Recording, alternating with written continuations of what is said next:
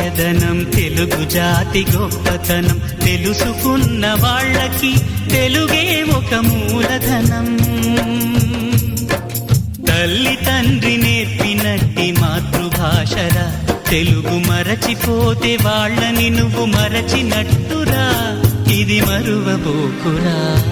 తెలుగు భాష తీయదనం తెలుగు జాతి గొప్పతనం తెలుసుకున్న వాళ్ళకి తెలుగే ఒక మూలధనం